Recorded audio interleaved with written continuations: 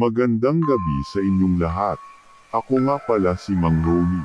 Alam ko maraming mga taong naniwala sa mga aswang. Ang kwento ko ngayon, ang pamagat ay, may gusto sa aswang.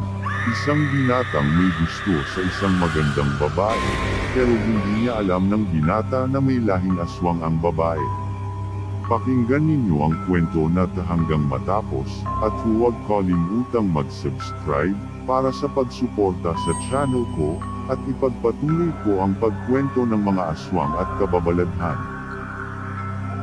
Itago nyo na lang po ako sa pangalang Ador, at may 4 na anak, samantalang 3 naman ang aking apo.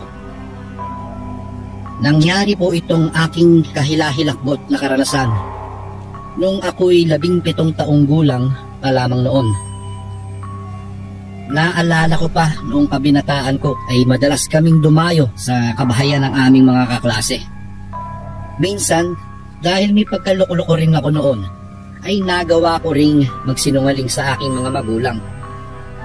Sinasabi ko sa kanila na pumapasok ako kahit hindi naman, para lang hindi ako pagalitan.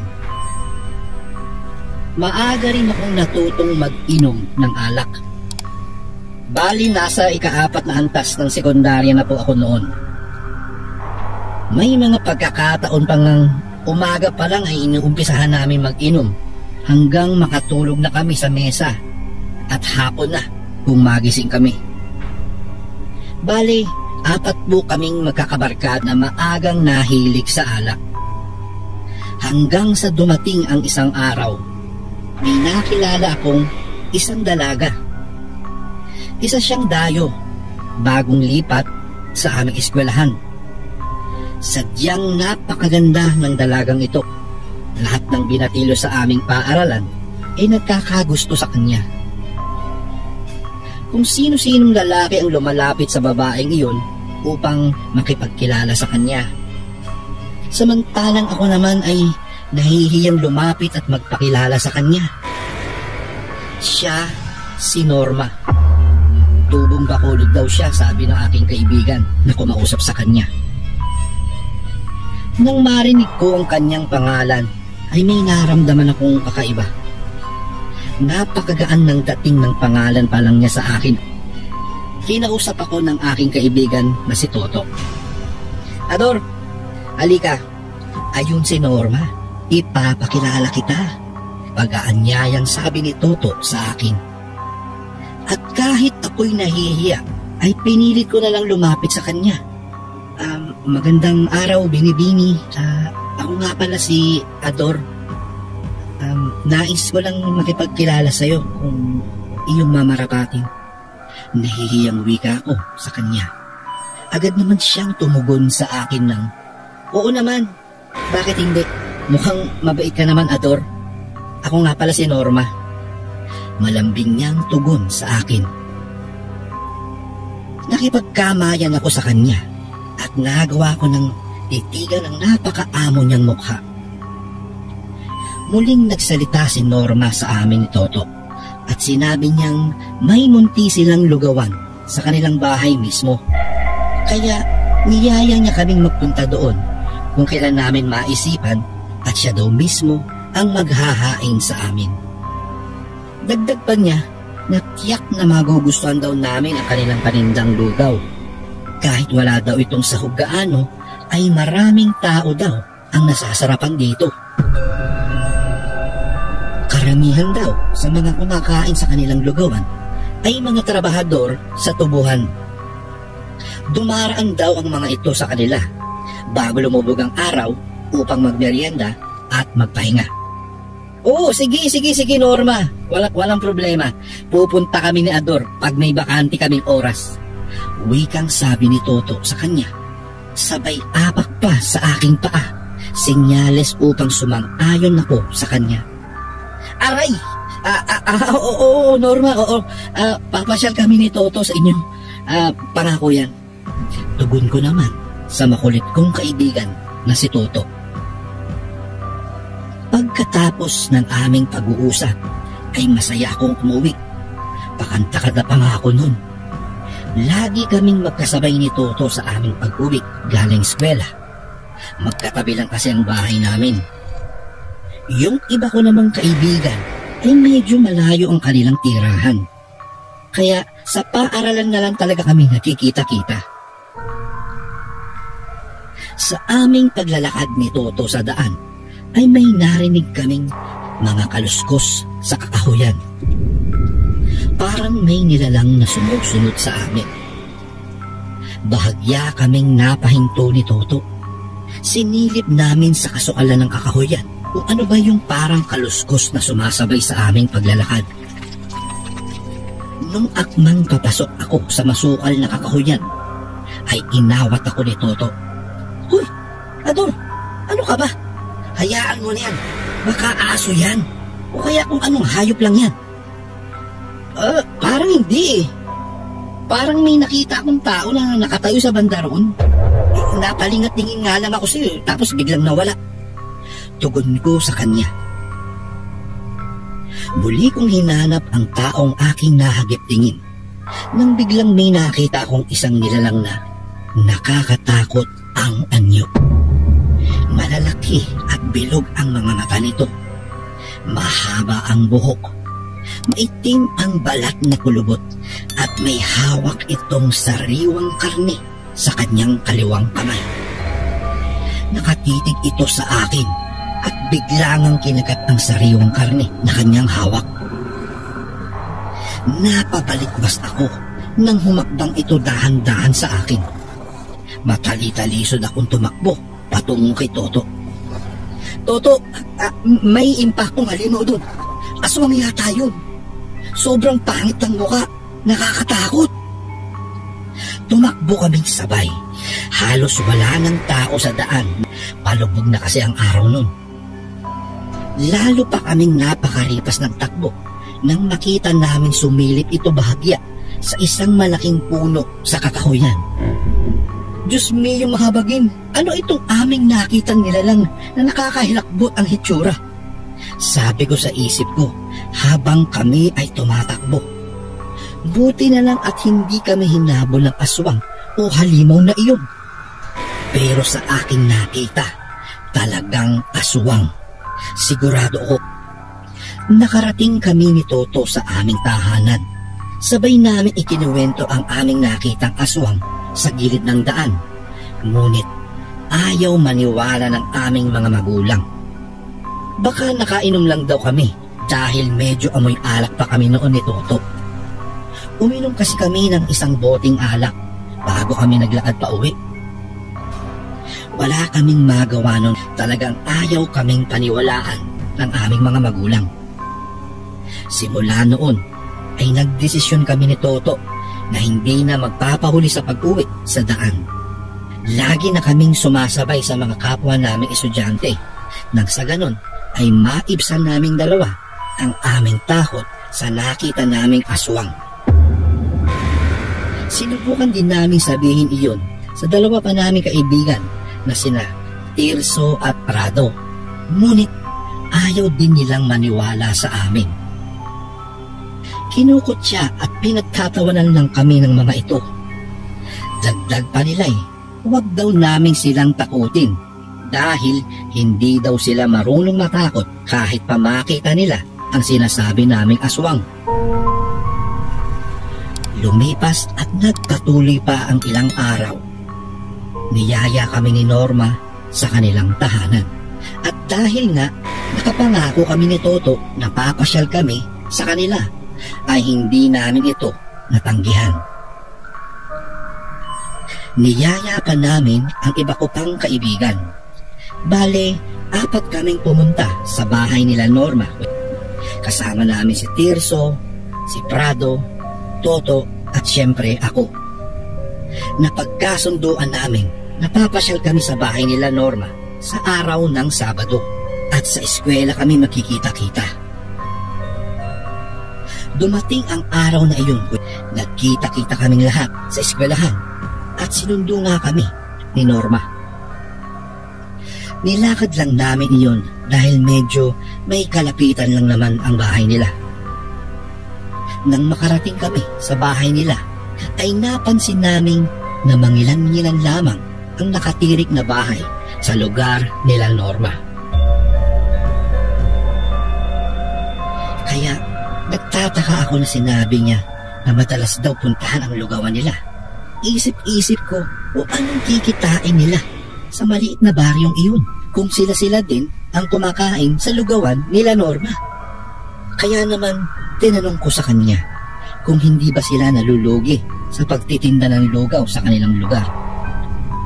At Norma, buti at hindi kayo nalulugi sa inyong panindang lugaw. Nakita ko kasi iilan lang ang nakatira dito sa inyong lugar, sabi ko sa kanya. Ngumiti naman ito at tumugon.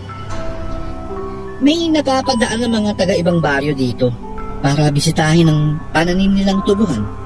Kaya napapamerienda rin sila sa amin. Tugon ni Norma sa akin. At sinabi niya ring hindi lang lugaw ang kanilang panindang pagkain. May mga ulam din daw sila ayon sa kanya. Nang marinig iyon ni Toto at iba ko pang kasamahan, ay natakam daw silang kumain sa tindang ulam nila Norma. Aba, ano pang hinihintay natin? Kain na tayo dito. Pag-aaya ni Tirso sa amin. Oo nga, Ador. Nagugutom na rin ako. Medyo malayo kasi itong nilakad natin. Inabot na tayo ng paglubog ng araw. Pagrereklamo naman ni Prado. Sumang-ayon naman ako sa kanila at tumungo na kami sa bahay nila Norma. Ipinakilala kami nito sa kanyang mga magulang at isang kapatid at sabay-sabay naman kaming bumati ng magandang gabi sa kanila. Mukhang mabait naman ang mga magulang ni Norma. Pumasok ang mga ito sa loob ng kanilang tahanan at sinabihan si Norma na siya na daw ang bahala sa amin. Nakabukod kasi ang bahay nila sa kanilang maliit na karenderya. Magkatapat lamang ang mga ito. Ipinaalam daw ni Norma sa kanilang mga magulang na may darating siyang mga bisita. Ngunit bago tuluyang makapasok ang mga magulang ni Norma sa kanilang bahay, ay nakita kong nagkatitigan pa ang mga ito. Titigan na animoy nag-uusap sila sa pamamagitan ng tingin ang napansin ko sa kanila. Lumipas ang ilang saglit. Unang inihain ang mga prutas ni Norma sa amin dahil siya daw ang magluluto. Nilapitan ko siya upang tulungang magluto. Ngunit tumanggi ito. Siya na lang daw mag-isa upang hindi na kami mag-abala pa dahil mga bisita niya raw kami. Sa aming paghihintay sa niluluto ni Norma ay may inilabas si Tirso na 3 bote ng alak. Uy, Tirso, tarantado ka. Itago mo nga yan. Nakakahiya ka. Bakit kami dalang alak dito? Isipin nila, kibabata pa natin. Mga lasenggo na tayo. Pagsasalita ko kay Tirso. Bigla namang lumabas ang ama ni Norma at sinabihan kaming, sige lang, uminom lang kayo, basta yung kaya nyo lang ha. Walang magbabawal dito sa inyo. Nakangiti nitong wika ng ama ni Norma sa amin. Yun naman pala eh. Wala namang palang bawal dito, Ador. Saka ilang bote lang ito habang naghihintay tayo sa luto ni Norma. Wika ni Tirso na atat uminom ng alak. Wala na akong nagawa sa mga oras na iyon, kundi makipagsabayan na lamang sa kanila. May dala pa rin si Chiria itong si Prado. Halatang plano talaga nilang dalawang mag-inuman sa munting karinderya nila Norma. Sa kasarapan ng aming pag-iinom ay nakaramdam ako ng pagtawag ng kalikasan. Kaya nagpaalam ko saglit upang umihi sa kalayuang puno. Sa aking pag-ihi ay may narinig akong sit-sit. Hinanap ko kung saan banda nagmula ang pagsitsit na iyon.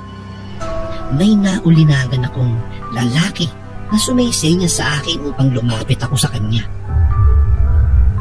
Namukhaan ko ito. Siya yung janitor sa paaralan namin. Sinasabihan niya akong umalis na daw kami sa lugar nila Norma dahil delikado raw. Hindi ko siya lubos maunawaan kung bakit siya ganun magsalita. Ngunit, nang sabihin niyang baryo ng mga aswang ang aming napuntahan, ay nawindang ako ng sobra. At upang maniwala daw ako, ay inabutan niya ako ng 5 pirasong kalamansi. Hiniwaan na rin ito ng janitor na kausap ko upang pasimple ko raw ipatak sa pagkain ko. Pag nakita ko raw na ito'y magbago, siguradong pagkain daw iyon ng mga aswang at iyon daw ay nagmula sa karne ng tao. At dagdag pa niya'y huwag kaming magpapahalata na alam na namin ang kanyang sikreto. Napatingin ako bigla sa kapaligiran. Sa mga oras na yun, siguro mga alas 7 yun, kasi madilim na rin talaga. Malapit lang naman sa pinakadaan ang lugar nila Norma. Hindi naman masyadong hiblib. Medyo nakapasok lang ng konti sa mga punong kahoy na hindi naman kasukalan. Kaya agad din naman kaming makakauwi kung nanaisin naming umuwi. Kung ako sa inyo, iho, magpapaalam na akong umalis. At huwag kayong gagawa ng ikagagalit ng mga aswang dito. Kung hindi, baka kayo ang iluto nila. Wika ng janitor ng aming paaralan. Ibinulos ako ang kalamansi na kanyang ibinigay at bumalik ako sa aking kinauupuan. Binulungan ko si Toto. Toto, kilala mo ba yung janitor sa eskwelahan natin? Sabi niya, baryo daw ito ng mga aswang. Sumagot naman ito ng, ha? Talaga ba, Dor? Baka taga rito yung nakita natin noong nakaraang linggo sa daan. Sinabi ko rin sa kanya na papatakan namin ng kalamansi ang pagkain inihain ni Norma upang makasigurado kung ito'y magbabago. At kung sakali man na totoong aswang ang pamilya niya, ay hindi kami magpapahalata. Ipapakita ko rin kay Tirso at Prado ang aking gagawin upang maniwala sila na may aswang nga sa aming lugar at isa na doon ang pamilya ni Norma. Bagamat hindi pa man kami sigurado, ay pasimple kong sinabihan ang 2 masayang nag-iinuman. Ipinaintindi ko sa kanila na wala namang mawawala kung hahayaan nila akong patunayan sa kanila na aswang nga ang pamilya ni Norma. Sa totoo lang, nangihinayang ako sa nabanggit sa akin ng janitor. May gusto pa naman ako kay Norma. Meron na akong nararamdaman para sa kanya. Sana mali ang aming akala na aswang siya. Yun ang mga salitang pumapasok sa aking isipan sa mga oras na iyon. Maya-maya pa ay naghain na ng lugaw at iba pang pagkain si Norma sa aming lamesa. Nagkatinginan kaming 4 na magkakaibigan, Kuya Bari. Hinintay naming bumalik si Norma sa kusina upang mapatakan na namin ng kalamansi ang lugaw na hinain niya. Okay na sana ang lahat nang biglang nagbiro pa itong si Tirso na humingi ng kalamansi kay Norma. Mabilis na sumagot naman si Norma na medyo nauutal pa. Hindi raw kailangan ng kalamansi ang kanilang lugaw dahil sadyang malinamnam na raw ito.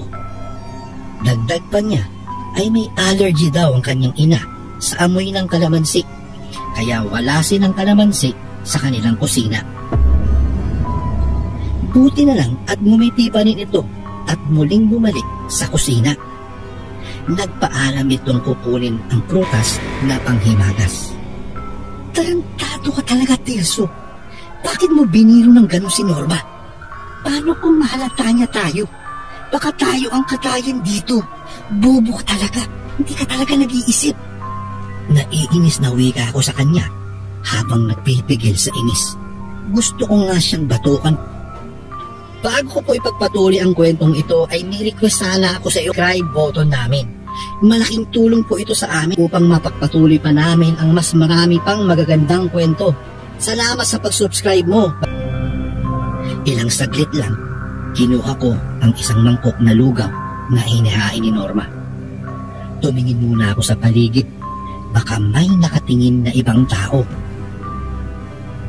At nang makita kong wala, agad kong ipinatak ang kalamansi sa isang mangkok na lugaw. Gulat na gulat kami sa nangyari. Dahil ito ngay, nagbago ang anyo. Naging giniling na karning hilaw at may sabaw pang dugo at masangsang ang amoy. Napatingin ako kay Tirso bigla dahil namutla ang bibig nito at biglang nawalan siya ng malay. Kahit napakabaho ng karning nasa mangkok na aking pinatakan ng kalamansi, ay isinukot ko ito sa plastic na dala ko. Nagdala kasi ako ng plastic dahil balak kong pasalubungan ng aking ina ng masarap na lugaw nila Norma. Sa puntong iyon ay nakaisip ako ng katwiran upang makaalis na kami. Sinabi ko na lang kay Norma na nalasing ng sobra si Tirso, kaya aakayin na lang namin ito pauwi. Kaya naman namin akayin ito. Dagdag ko pang pangatwiran kay Norma. At kahit hindi pa namin nababawasan ang aming pagkain, ay pinayagan naman kami ng kanyang mga magulang. Natawa pa nga ang mga ito at sinabing, "Yan kasi, inunan nyo pa ang pag-inom ng alak. Sige, mag-iingat kayo. Balik na lang kayo ulit dito ha, pag nais nyong tikman ang lugaw namin." Kasunod nun ay humakbang na kami palayo sa kanila. Ito namang si Prado ay bumalik pa para lang humingi ng pasensya dahil hindi namin nakain ang inihain na lugaw sa amin. Nay, pasensya na po talaga kayo at talagang nalasing ang isa namin kasama. Hayaan nyo at babawi kami sa susunod. Tugon niya sa mga magulang ni Norma. Kasunod nun ay hinayaan naman kaming makaalis. Buti na lang talaga at nahimatay si Tirso nang makita niya ang pagbabago ng lugaw na pinatakan ko ng kalamansi. Kung hindi, ay wala akong maikakatwiran kay Norma. Sa aming paglalakad, ay may nakita kaming may nag-aabang sa amin na isang tao sa daan. Naaaninag namin ito dahil medyo maliwanag ang buwan noon. Nang makalapit kami, ay namukhaan ko ito.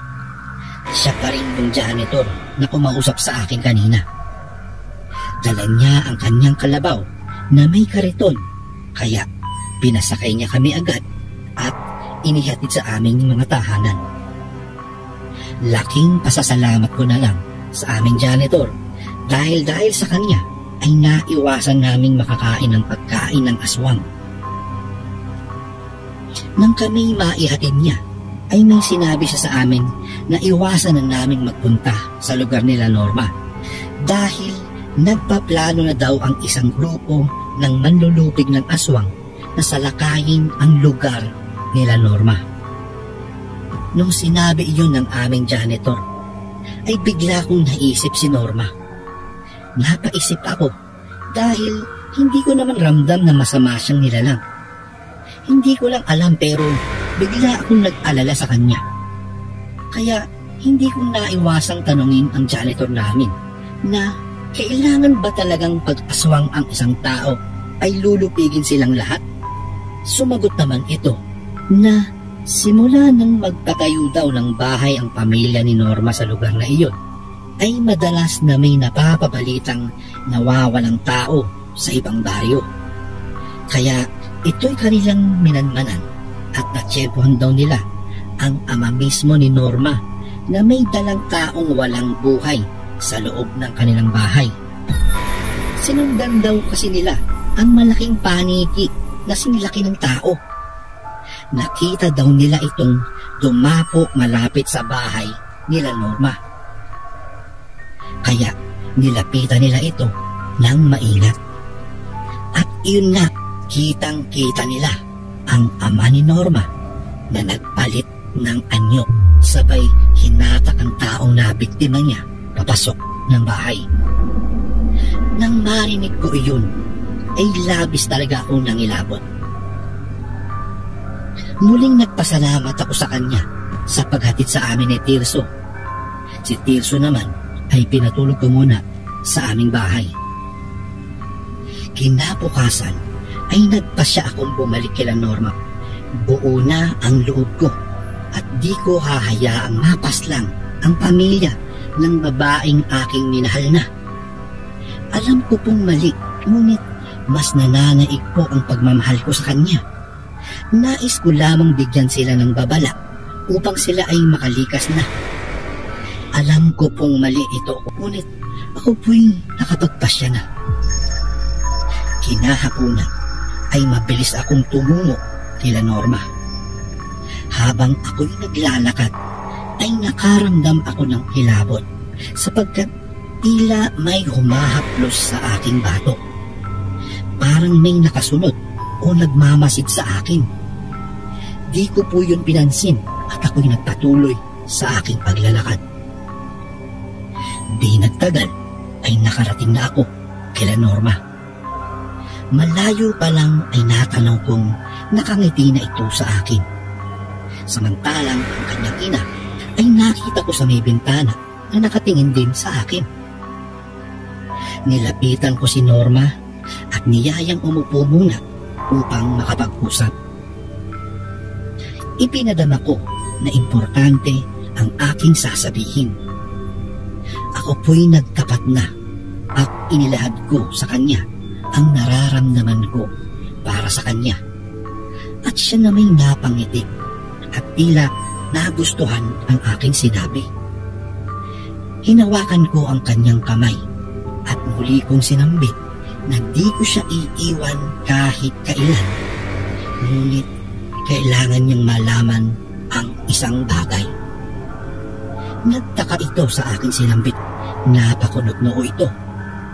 Binitiwan ko muna ang kamay niya at may dinukot ako sa aking bulsa. Ipinakita ko sa kanya ang isang kalamansi na hiwana.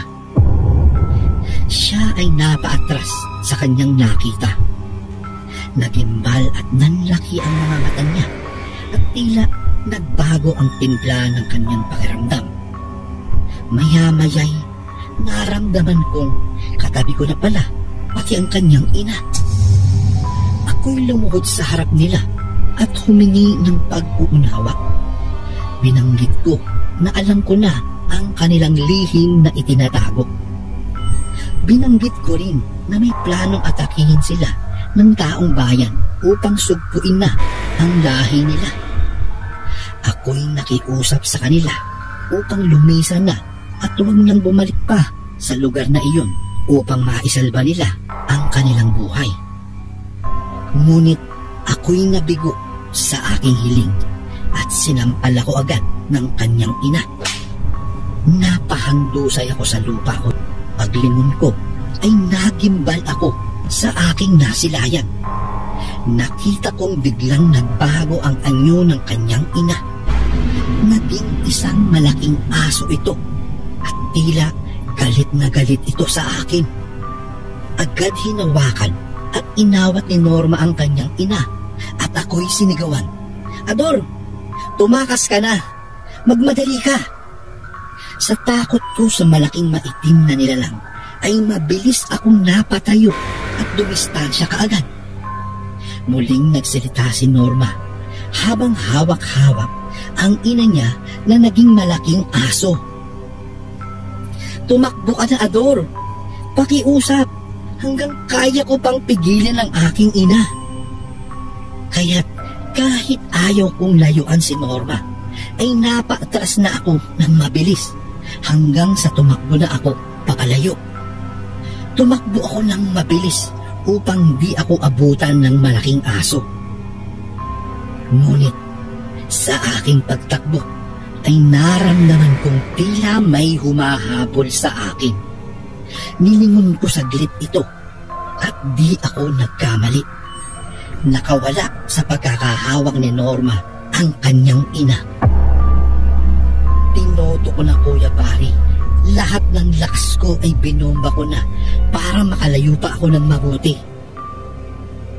Hingal na ako at malapit na akong bumigay.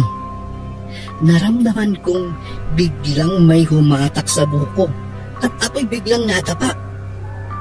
Naabutan ako ng malaking aso at handa na itong pumatay anumang oras. Nung dambahin ako dito, ay napapikit na lang ako at tumawag na lang sa Panginoong Diyos. Bigla na lang bumagsak ang nilalang sa may uluhan ko at tila nasasaktan ng kung anong dahilan.